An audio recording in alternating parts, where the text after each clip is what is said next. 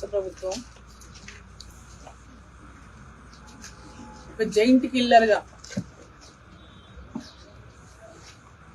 ఆనాటి ముఖ్యమంత్రి కేసీఆర్ ను అప్పటి ముఖ్యమంత్రి ఎన్నికల్లో ఆనాడు ముఖ్యమంత్రిగా ఇక్కడ కంటెస్ట్ చేసింది. కాబోయే ముఖ్యమంత్రిగా ఆనాడు రేవంత్ రెడ్డి ఈనాటి ముఖ్యమంత్రి ఇద్దరిని కూడా ఇక్కడ ఓడించి ప్రజల మధ్యలో ఉండి ప్రజల ఆశీర్వాదంతో ప్రజెంట్ ముఖ్యమంత్రిని రాష్ట్ర ముఖ్యమంత్రిని ఇద్దరిని ఓడించి గెలిచినటువంటి జైంట్ కిల్లర్ గా పెద్ద ఎత్తున అందరి ఆదరాభాలను చూరగొంటున్నటువంటి వెంకటరమణారెడ్డి పైన కక్ష కట్టుకొని కత్తి కట్టుకొని అధికార పార్టీ అనేక రకాలుగా ఇక్కడ ఆయనని అణిచేసేటటువంటి ప్రయత్నం ఓపక్క చేస్తూ ఏ కార్యక్రమాలు చేసినా అభివృద్ధి కార్యక్రమాల్లో అధికార కార్యక్రమాల్లో వారిని భాగస్వాములుగా చేయకుండా ఒక ప్రోటోకాల్ని కూడా పాటించకుండా శాసనసభ్యునిగా వారికి ఇవ్వాల్సినటువంటి సమాచారాన్ని కూడా ఇవ్వకుండా మంత్రులే వచ్చి తమంతట తమే అధికారిక కార్యక్రమాల్లో పాల్గొనడం, కేంద్ర ప్రభుత్వ పథకాలను కూడా వాళ్ళని గొప్పలు చెప్పుకోవడం,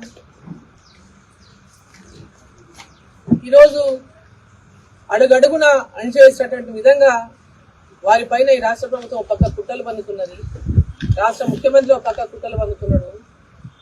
డైరెక్ట్ గా మీరు ఆయన సమాచారం ఇవ్వాల్సిన అవసరం లేదు, మీరు డైరెక్ట్ గా మీ ప్రోగ్రాములు చేసి వెళ్ళిపోండి అనేటువంటి విధంగా వాళ్ళ మంత్రులు వచ్చి ప్రోగ్రాములు చేసుకొని వెళ్ళిపోతున్నారు.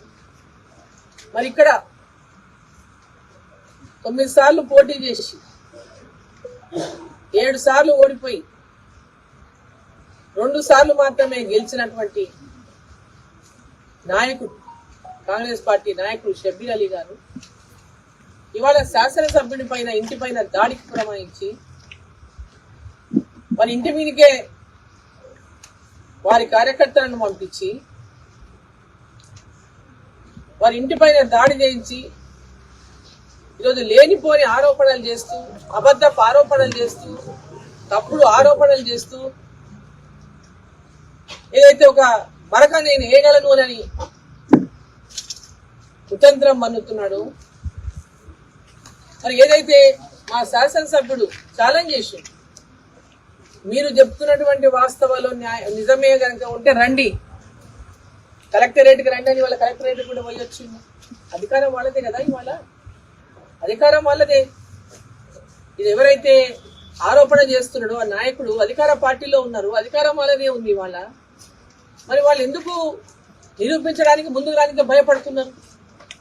ఆరోపణ చేసినప్పుడు దాంట్లో వాస్తవం ఉంటే కదా, అబద్ధాలు మాట్లాడి ఏదో బట్టగాల్చి మీదేస్తే అయిపోతుంది. అక్కడ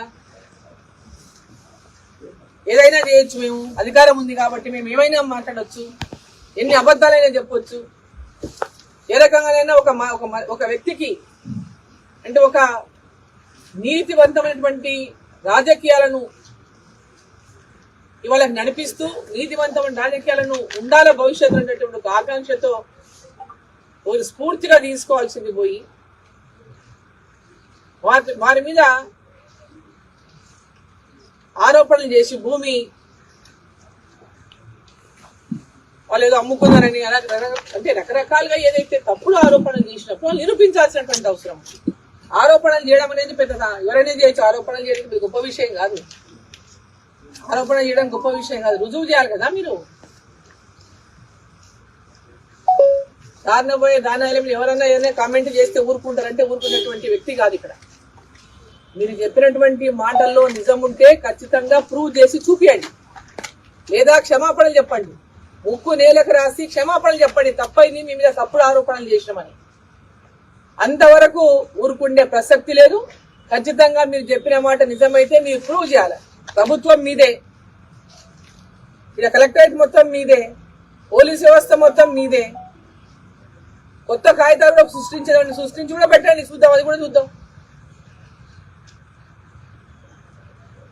ఇప్పటిదాకా ముందుకు రాకపోగా కేవలం ఒక ఆరోపణ చేసి ఒక వ్యక్తి మీద, ఒక మచ్చలేని నాయకుల మీద ఒక మచ్చ మేము వేస్తామనేటటువంటి విధంగా వాళ్ళ అహంకార ధోరణిని ప్రదర్శిస్తే చూసుకుంటడానికి ఎవరు సిద్ధంగా లేరు.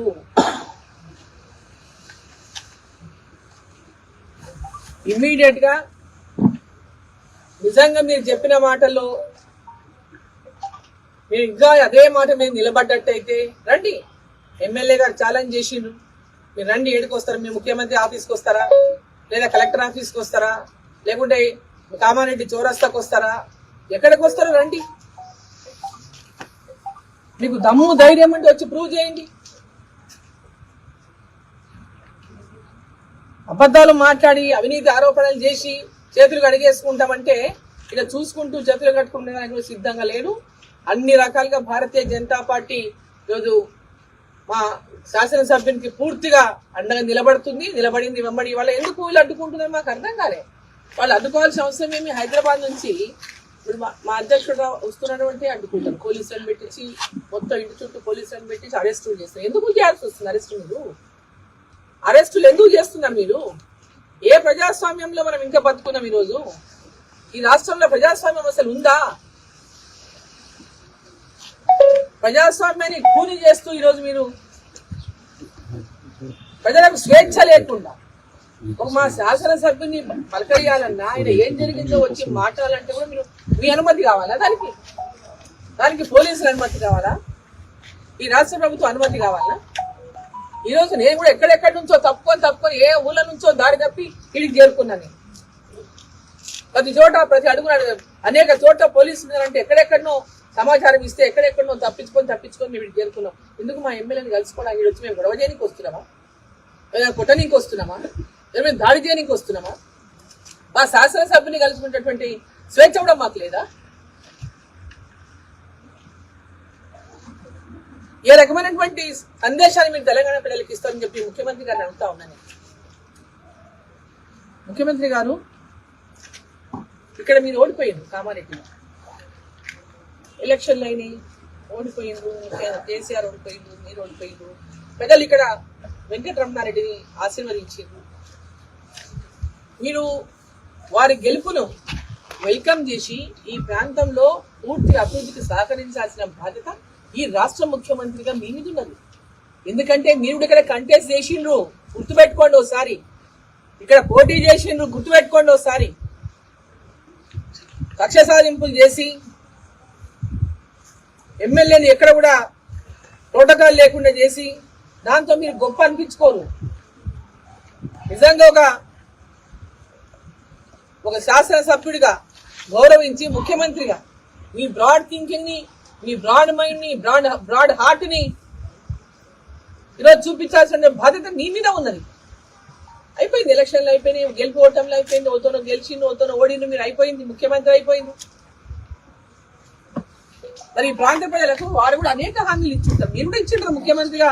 ఆనాడు నేను ముఖ్యమంత్రి అయితే నేను ఇది చేస్తా అని చెప్పింటారు. ఇక్కడ ఓడినా గెలిచినా ఇవాళ ముఖ్యమంత్రిగా మీ రాష్ట్రానికి ఉన్నారు. మీరు ఇలా ఓడిపోయినా ఇలా ఓటమి ప్రజలకు ఇచ్చినటువంటి హామీ నిలబెట్టుకోవాల్సిన బాధ్యత కూడా రాష్ట్ర ముఖ్యమంత్రిగా మీ పైన ఉంది. శాసనసభ్యుడు ఈ ప్రజల యొక్క అభివృద్ధి కోసం, ఈ ప్రాంతం యొక్క అభివృద్ధి కోసం ఏ రకమైనటువంటి డెవలప్మెంట్ పైన వారు